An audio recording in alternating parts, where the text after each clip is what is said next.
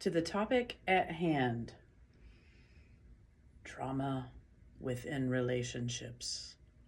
How does it show up?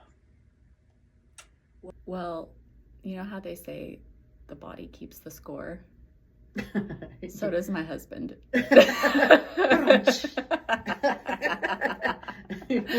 Just kidding. I'm like, oh no, this one's gonna be too personal for Kagan. I'm afraid. So I think it's important that we look at it and say, everyone is still responsible for their own triggering and triggers, because I think it's very vital that we don't go, well, you're triggering me, or you're this, or you're that. That is so. I think it is important that we get that out there first. Is listen, it is your responsibility to deal with what's coming from inside of you. It's not always someone making you do it, right? Mm-hmm. So I work with clients a lot, and they'll tell me, she made me so mad. And I'm like, yeah, she probably was a total jerk. But how I deal with that and how I absorb it or how I don't is often at the beginning not my choice, because my body is going to react to that in a nervous system way.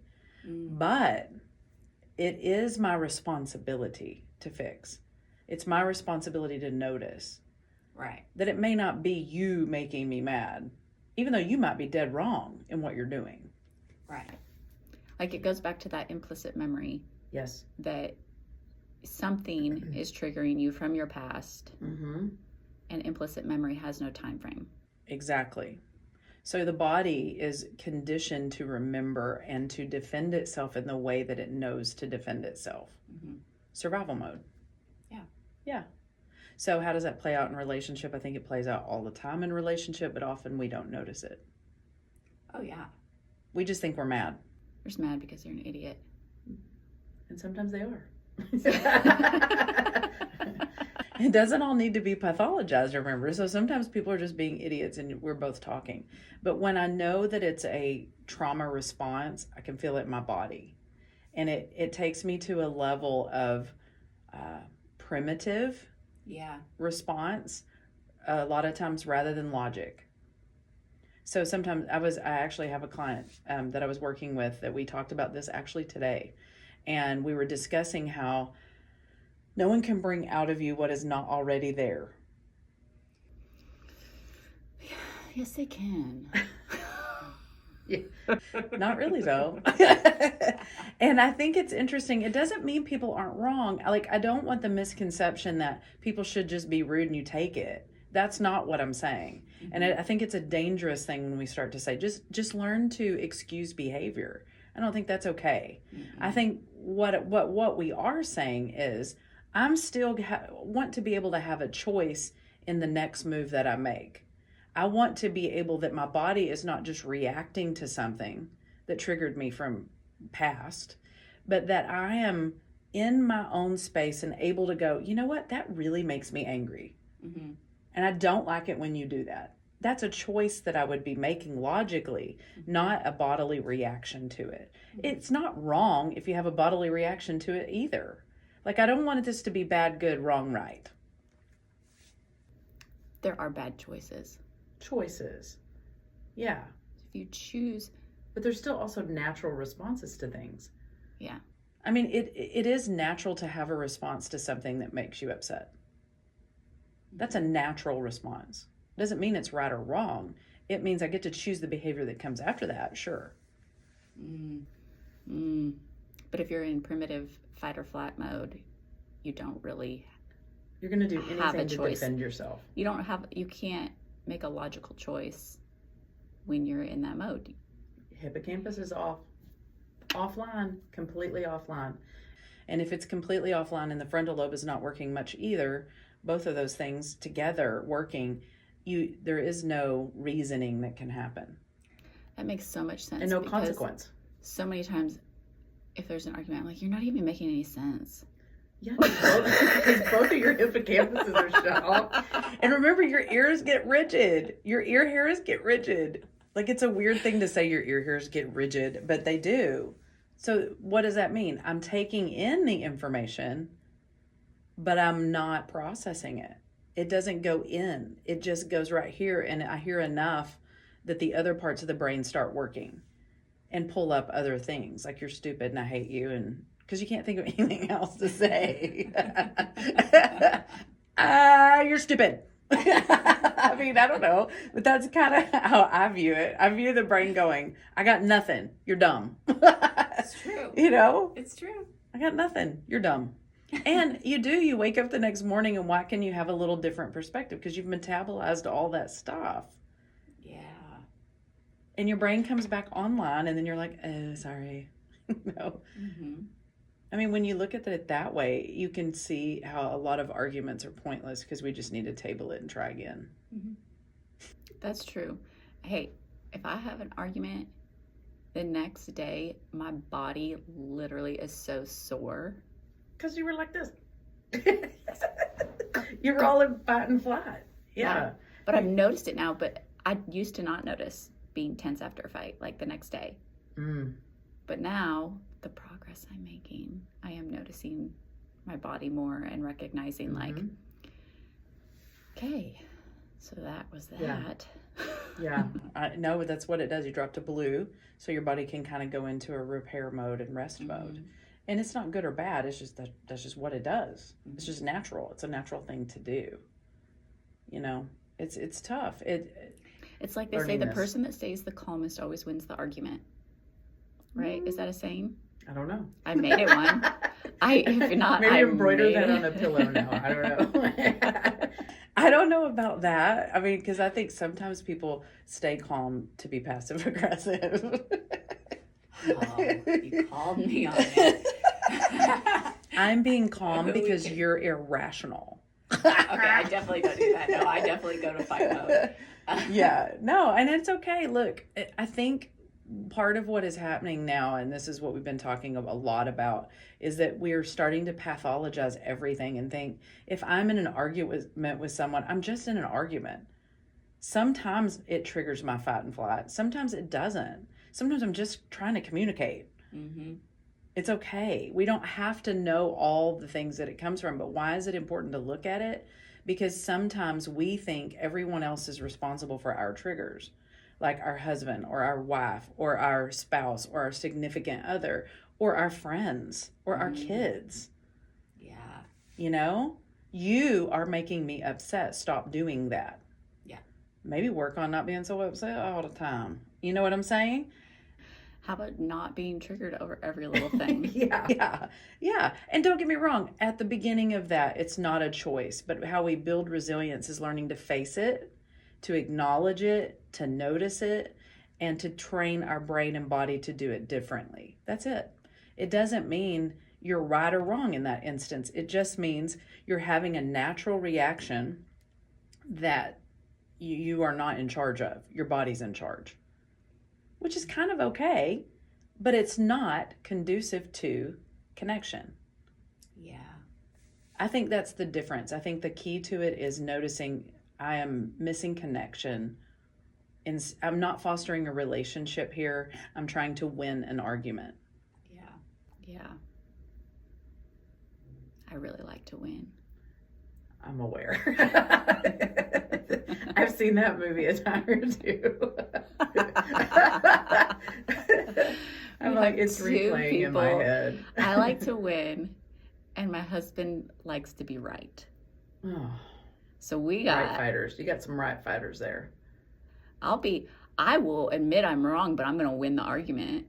I will win the argument by admitting how wrong I am, and that trumps your being right. Yes. That's what you're saying. I'll say the most stupid thing. She's unhinged. But I'm going to win. Yeah.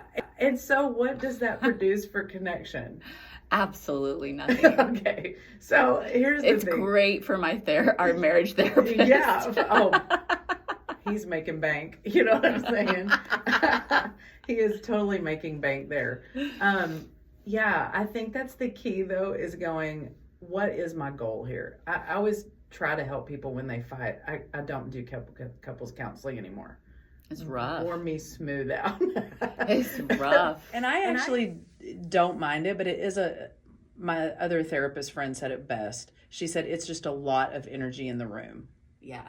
And I like a lot of energy in the room usually, but in my case, I felt like that was a little overwhelming to me.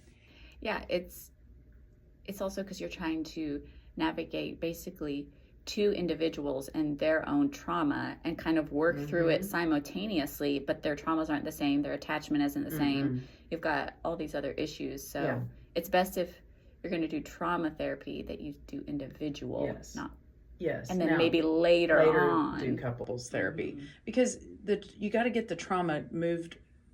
And when I say trauma, I mean the wounding there, the survival. If they're in survival mode, if they go into that nervous system dysregulation a lot, you have to kind of move that out of the way enough that they recognize it at least.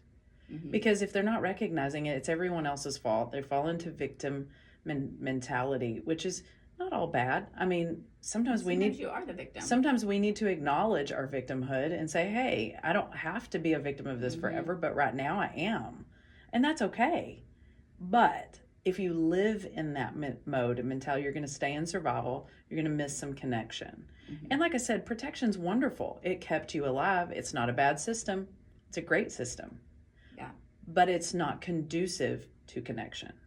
So in marriage, when you see this show up, you have to really pay attention to that and go, what is triggering me? Might just be my thing. Yeah. Might be something I need to work on.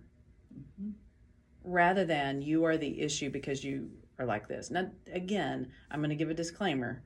I don't want that to mean if someone is treating you poorly, you learn to endure it. Oh, God, no. No, but that has been misinterpreted at times. I'll stay in an abusive relationship, even emotionally, because I am the problem here. Because they're told they're the problem a lot of times. Yeah. So we don't want to, that's not where we're headed with that. We're saying in a normal, back and forth, reciprocal relationship that's being worked on, that doesn't have those elements present, these are normal things that occur in marriage. Some of them are normal, everyday, average fights. Some are your nervous systems working against each other. And both are in self-protect mode, and so you can't get anywhere. Yeah. So I always say, hey, table that. Go back to it. You know, we do something called container. Yeah. I think a container's a good thing in marriage, don't you? Oh, yeah.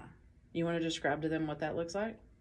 So, especially if you're in therapy, you imagine a container, a box, whatever. Close your eyes, imagine a container, and you put that issue in that container. You imagine it going into that container, closing the lid, and it stays closed until you are in a safe space to open it up again and address it. So whether it be with your spouse, so you feel safe with him or her, or with a therapist, then you can open it back up, and by then you're regulated, or hopefully you are, and you can think through it logically and have process it, and have that outside perspective of like, oh yeah, I was kind of irrational there.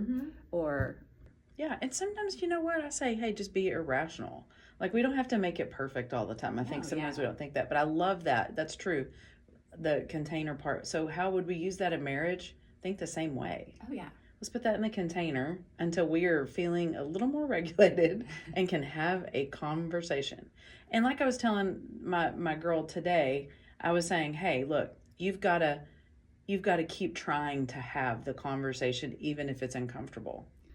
Ooh. See, that builds resilience. I have an avoidant attachment style. And so with that comes, I'm going to put it in the container and I'm going to bury that container. Well, there has to be an agreement with container work, right? Yes. So I've learned that I have to process through it on my own before I can process it with someone else. And so it does take me a little bit longer because I have to sit back and be like, okay, even if I don't know what his intentions were, I know his character. I have to remind myself of that because I'm pissed in the moment, you know? And so like later I have to remind myself like, okay, no, he's not this person. He's not whatever from when I was 5. He's not coming at me. Yes. Yeah. and then be able to then self-reflect a little bit before I can go to the table with it. Otherwise, he'll say one thing and I'm gone again. So I have to like do my own processing. You're a runner. Oh, You're a fleer. I will shut it down if it is. Hey, I don't like it when you do this. I'm like, okay, guess this relationship's over. Wow. And that's how it used to be. Because So that's I'm okay with that. Like my self-protect mode goes whoop. You put on the armor suit, the Oh, whole yeah. suit. Yeah. Mhm. Yeah. I mean, listen, it's not, like I said, it worked for you though. Yeah. It worked for you in scenarios that you needed it to work for. So it's only natural that your brain would go to that. Your body and brain together would go to that. And I've learned, and I'm still learning, that he's safe. And so with that, yes, he's going to do some things sometimes that make me feel unsafe because it's going to trigger my own stuff. But I have to continually process and remind myself, like, he is a safe person. He, Yeah. you know, Well, and going back and revisiting it is the hard part, because people, especially conflict avoiders, none of us really love conflict. If you love conflict, that's a whole nother issue. That's just loving fight and flight. I love it because why do they love it? They feel protected in chaos. I get it. I understand it. But at the same time, I think most of us don't love to have uncomfortable conversations. Yeah. I don't know anyone who loves that. You know, but I heard a girl say, I'm very uncomfortable with conflict. I'm like, I am as well. I don't love it. I don't go, oh my gosh, I can't wait to have this horrible conversation. You know what I mean? much fun. Please, I can't wait. Sign me up again, you know? But I think what happens is you go, it's necessary for me to build some resilience in this area. It's necessary that we learn to communicate about this even when it's difficult. And it's beautiful when it starts to happen. It is. And sometimes you're going to revisit an issue over and over. And remember, people don't often argue about issues. They argue about details. Toilet paper. Yes. Toilet Oh my paper rolls. gosh. Or towels on the floor. You know, Yep. when the issue is something else, I don't feel respected. I don't feel like you care for me. Yeah, that's Well, those are definitely- safer. Oh yeah. It's easier to say, I don't like the way you put the cup in the dishwasher. Oh my gosh. Is that a thing? I cannot load a dishwasher to save my life, according to my husband. Oh, I was like, wait. I was like, I don't think it's that hard. But you know, people are funny about their dishwashers. Oh, I'm like, I'm afraid to help people sometimes at their house because I'm afraid I'm going to do it wrong. Yeah, it's my own stuff. It's fine. I just throw that stuff in there, and good luck. Yeah. Good luck, plate. I hope you don't break. Good luck in there. Good luck in there. Yeah, you're wishing them well as you put them in. when Kagan and I first started dating and stuff, and you would come over and you'd be like, "Oh my gosh, do the kids load your dishwasher?" You're like, yeah. They're terrible at Terrible. it. I These just cannot kids. believe it. He quickly learned I don't close cabinets, and I do not do Ooh. dishwasher. That's an ADHD thing. That one, I don't like to pathologize, but that one is. We don't have one closed cabinet door in our house at all. And it's not me. This one isn't me. And I'll call him out. It was Holden. And I will walk in the kitchen and immediately know he's been in there. I'm like, oh, wow. Okay. And you know, Gracie doesn't do that one. I don't know why. It's funny. I definitely do that. I'm your classic. You got the classic. I like that. Yeah, I don't do that one. I have plenty of others though that I'm learning, you know, and you can train your brain to do that differently. Doesn't mean it's going to go away. It just means I have to be more aware of it because my brain does not work that way. And so, yeah, people think everything is like some diagnosis and some thing to overcome. Sometimes things are just things to notice. Yeah. You know? I mean, is that annoying? Yeah. I'm not gonna lie. It's sometimes annoying. Sometimes when I walk in the kitchen, I'm like, ugh. Yeah. But now I'm more like, okay. I mean, that's not the end of the world. Things he could be doing. Yeah. Probably so. I would say yes. But, you know, it's things like that. It's learning how to live in this world is difficult enough. When you have an element of complex or relational trauma, it is that much more difficult. Mm-hmm. You have to learn to navigate things and see what is what inside of you and not avoid your feelings, which is what you probably had to do early on. Mm-hmm. They were dismissed or they were pushed aside or they were told to stop.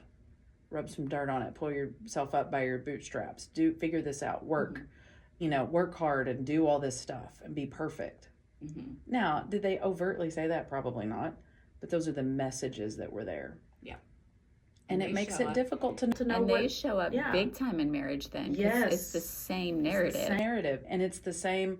It can have the same dynamic if one person tends to be over another Mm-hmm. or bullying or parental in their relational style, which, got to work on all that if that's the case. But it comes out that way sometimes. Yeah. So it shows up a lot. Mm-hmm. Remember, though, if relational trauma started within relationship, it is healed within relationship. So think about that. It's going to come out in every relationship that you have in some way. Yeah. And if you have a spouse and you're doing individual work, especially if it's trauma therapy, it's going to get worse before it gets better. Ooh, yes. Because 'Cause you're everything's gonna notice. unraveling. Your body is literally like, oh, we're free. Things are coming out of us. Trauma stored. And so it does. Things unravel differently, I think, than they do in talk therapy. But talk therapy, you see the same thing. Oh, absolutely. You'll see, it's going to get a little bit worse because you're unpacking a lot And you're of stuff. noticing it. More. You're more aware of it. And in trauma therapy, it is very much that way because you're noticing your feelings that you did not know how to regulate as a child. If you don't know how to regulate them as a child, you're still not going to know how to regulate them as an adult. So as they come out, you're thinking even more with an adult brain. An adult brain has more life experience to prove you are right about all the terrible things in the world. Right? Yeah. So it's been confirmed and confirmed and confirmed. So it's hard to break some of that patterning sometimes. So be patient with that. And I always tell people trauma therapy is slow, very slow, but it is also very fast when you start to get it. Once you start to get it and you start to really kind of do some of the harder work, the deeper work, and then you are also, which you won't do the deeper work until you know how to regulate yourself. So, yeah, it takes a while to get there, but then once it's a daily habit, then it becomes quicker, speeds back up. Something you notice, and there are always going to be layers. I mean, I go to my own therapy, so there's always going to be layers. It doesn't, and the healing is not a destination we arrive at. It just isn't. Why? I know. It's just not. A place called healing. That should be a song. That should be a country song. It should be. It sounds very country. Yeah, right there. I like it. All right. I think that's good for today. What do you think? That is good for today. Fantastic.